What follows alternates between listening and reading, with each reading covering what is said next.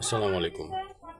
আমি আসলে এই মিডিয়াতে কথা বলতে ইন্টারেস্টেড না, তারপরও বলতে বাধ্য হচ্ছি। আপনারা যে এই যে বারে বারে নির্বাচন করতেছেন, নির্বাচন দিয়ে দেখেন। সারা জীবন তো নিরপেক্ষ নির্বাচনের কথা বলছেন, সারা জীবন নিরপেক্ষ নির্বাচন দিতে বলতেছেন, সমস্ত দল একত্রে হয়ে নির্বাচন দিতে বলতেছেন। দেন, নির্বাচন দেন। আর এখন বর্তমানে যে পরিস্থিতি যেভাবে খুন, গুম, হত্যা, বাইরে হওয়া যায় না, এই যে সমস্যাগুলা, এতে সাধারণ জনগণ মানে মানুষের মনের ভিতরের কথা আমি বলি আপনাকে। কারণ আমরা গ্রামে বাস করি, গ্রামে আমরা দেখতেছি যে আসলে মানুষের মনের মধ্যে এমন একটা কাহিনী তৈরি হয়ে গেছে এই ধরনের অপকর্ম অপচেষ্টার কারণে। সেটা হচ্ছে, আগের সরকারই ভালো ছিল, এখনকার সরকার নিয়ন্ত্রণ করতে পারতেছে না। নিয়ন্ত্রণ করার চেষ্টা করতেছে অনেক, কিন্তু এত সহজ না। রাজনীতি করা এত সহজ জিনিস না। কারণ এখন যারা আছে তারা সমাজসেবক, তারা দেশের ভালো চায়, কিন্তু পারলে না করবে। সাধারণ দল তো অনেকগুলা, এক এক দল এক এক জায়গা থেকে এক এক রকমের জটিলতা সৃষ্টি করার চেষ্টা করবে। আর এখন যে বর্তমান পরিস্থিতি, সেই পরিস্থিতিতে যদি সমস্ত দলমত নির্বিশেষে সবাই যদি একত্র হয়ে নির্বাচন করেন, আওয়ামী লীগ, বিএনপি, জামাত, নতুন যে নাগরিক কমিটি হয়েছেন, নির্বাচন দিলেই দেখবেন যে আওয়ামী লীগ জিতে যাবে অটো। তখন আপনারা কি বলবেন? মানে যখন আওয়ামী লীগ ফ্যাসিস্ট সরকার যখন নির্বাচন করছে, তখন তারা নিজস্বভাবেই ভোট চুরি করে নির্বাচিত হয়ে গেছে। আমরা বলছি যে হ্যাঁ, এনারা হচ্ছে চুরি করে জিতছে। ভালো কথা। এখন যদি নির্বাচন দেন, এখন যদি আওয়ামী লীগকে নির্বাচন করার অনুমতি দেন, তাহলে ভোট যখন অটোমেটিক্যালি আওয়ামী লীগ পাবে, তখন আপনারা কি বলবেন? সাধারণ জনগণ তো সাধারণ জনগণ কিন্তু খুব মানে রাগান্বিত হয়ে আছে। আমি রিকশাওয়ালা, ফকির, ব্যবসায়ী, দোকানদার সবার সাথে মোটামুটি কথা বলেছি। তাদের মনের মধ্যে একটা রাগ, ক্ষোভ। কিছুদিন আগে কথা বলছিলাম, 2 মাস আগে, তারা এমনও বলছিল, আমি ক্লিয়ার বলি, আমি কিন্তু কোনো দলীয় লোক না, আমি সাধারণ জনগণ, সাধারণ মানুষ, সাধারণ জীবনযাপন করি। তো বিষয় হচ্ছে কি যে, কথাগুলো না বললে হয়তো অনেকেই বুঝতে পারবে না। আসলে সবার মনেই একই কথা, যে কেন এরকম হচ্ছে। সরকার কি ঘুমাচ্ছে? সরকার কি, উপদেষ্টারা কি কোনো কাজই করে না? তাহলে তারা কিভাবে দেশকে কন্ট্রোল করবে? একজন মহিলা কিছুদিন আগে বলল যে হচ্ছে, জেল থেকে যারা ছাড়া পাওয়ার যোগ্য না তাদেরকে ছাড়িয়ে দেওয়া হচ্ছে, তাদেরকে এমনি এমনি জেলে রাখা হয়েছে। যারা বিভিন্ন আয়নাঘরে ছিল, এটার কারণ কি? আপনাকে আমাকে তো আয়নাঘরে রাখে নাই। তারা তারা অবশ্যই যদি কোনো কারণ আছে, কারণ ছাড়া তো এমনি এমনি রাখে নাই। আর একটা দেশকে পরিচালনা করতে হলে অনেক খারাপ সিদ্ধান্ত নিতে হয়, অনেক ভালো সিদ্ধান্ত নিতে হয়, অনেকের মনের কথা ক্যালকুলেশন করে রাজনীতি করতে হয়। যেই দলই ক্ষমতা আসুক, ক্ষমতা পেলে তারা আর মানুষ থাকে না। আপনি যাকেই ক্ষমতা দেন, কোনো লাভ নেই। কারণ তারা আবার যেই লাও সেই কদই হয়ে যাবে। সুতরাং হচ্ছে, শুধু মানুষকে মানে বলা হচ্ছে যে ভোট দেন, ভোট দেন, ভোট দিবে। ভোট যে দিবে সে তো গরিব মানুষ, সে তো কিছুই বুঝে না, সে তো কোনো কিছুই ক্যালকুলেশন করে না। কিন্তু সবথেকে বড় বিষয় হচ্ছে যে সাধারণ জনগণ কিন্তু ভোটের অপেক্ষায় থাকে। একটা ভোট দিলে সে ভালো থাকবে এই মর্মে থাকে, কিন্তু পরবর্তীতে যাকে ভোট দিয়ে নির্বাচিত করা হয়, সে আর কিন্তু, তাকে আর মানুষের কাতারে পাওয়া যায় না।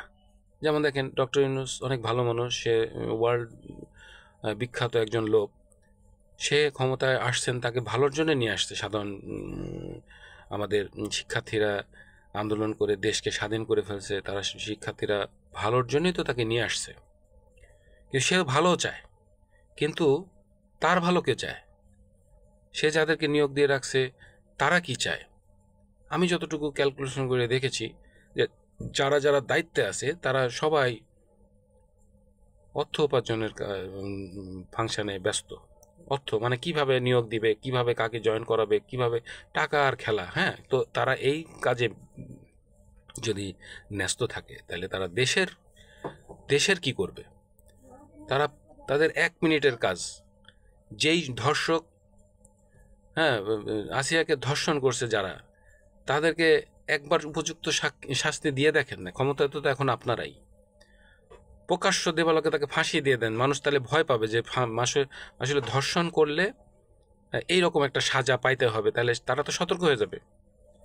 আপনারা জেনে শুনে, না জেনে না বুঝে হ্যাঁ অপরাধীদেরকে জেল থেকে ছাড়িয়ে দিচ্ছেন।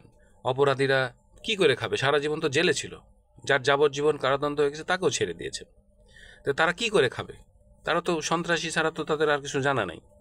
তারা ছিনতাই, রাহাজানি, মানুষ গুম হত্যা করতেছে, ভয় দেখাচ্ছে, করতেছে। এগুলো আপনি কেমনে কন্ট্রোল করবেন? প্রশাসন তো এখনো কন্ট্রোলে আসে নাই। স্বরাষ্ট্র উপদেষ্টা মানুষ ভালো, কিন্তু সে কয় দিকে কন্ট্রোল করবে? তাকে তো মানতে হবে, তার কথা তো শুনতে হবে। শোনার মানুষ কই? সুতরাং অনেক দুঃখে কথাগুলো বলতেছি আর কি, কথা বলতে চাই না, তারপর বলতে হয় যে এখন এই মুহূর্তে যদি নির্বাচন হয়, নিজের পায়েই কুড়াল মারা হবে। কারণ কি? কারণ সাধারণ জনগণ আগেই ভালো ছিল, একটা সেটআপমেন্টে পড়ে গেছিল, একটা ভালো সেটআপমেন্টে পড়ে গেছিল। হ্যাঁ, দুর্নীতি হয়েছে, কিন্তু এরকম তো মানুষ বিপদে পড়ে নাই, এরকম তো জটিলতায় পড়ে নাই কখনো। তা আপনারা যদি ঠিকঠাক এটা কন্ট্রোল করতে পারেন করেন, আর নাহলে নির্বাচন দেন। নির্বাচন দিলেই টের পাবেন।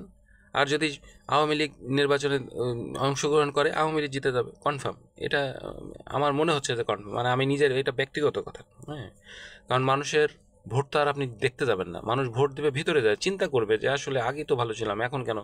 তো এই পরিস্থিতিগুলো নিয়ন্ত্রণে আনতে হবে। একজন সরকারকে পতন আপনারা করছেন দেশের ভালোর জন্যই তো। সাধারণ ছাত্ররাও অনেক ভালো, তারাই দেশ পরিচালনা করার যোগ্যতা রাখে। তারা আন্দোলন করছে, তারাই ক্ষমতায় যাওয়ার যোগ্যতা অর্জন করছে। তাদেরই উচিত, তাদেরই ক্ষমতায় যাওয়া উচিত, তাদেরই পরিচালনা করা উচিত। আমাদের দেখা উচিত যে আসলে তারা পারে কিনা।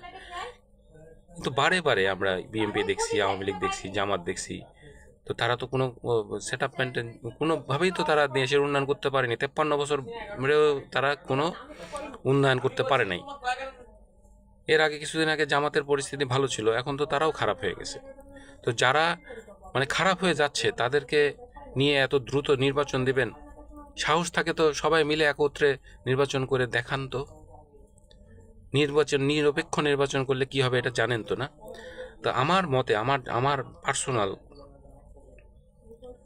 সিদ্ধান্ত এটা, মানে পার্সোনাল মতামত এটা, যে আসলে যা করা হচ্ছে বুঝে শুনে করা উচিত এবং সময় নেওয়া উচিত। দেশের সংস্কার ভালোভাবে করা উচিত। ডক্টর ইউনূস কারো সময় দেওয়া উচিত। ছাত্রদের দল গঠন করতেছে, তারা যদি খারাপই চায় তাহলে তারা তো আর দল গঠন করেনি, তারা ভালোর জন্যই তো দল গঠন করছে।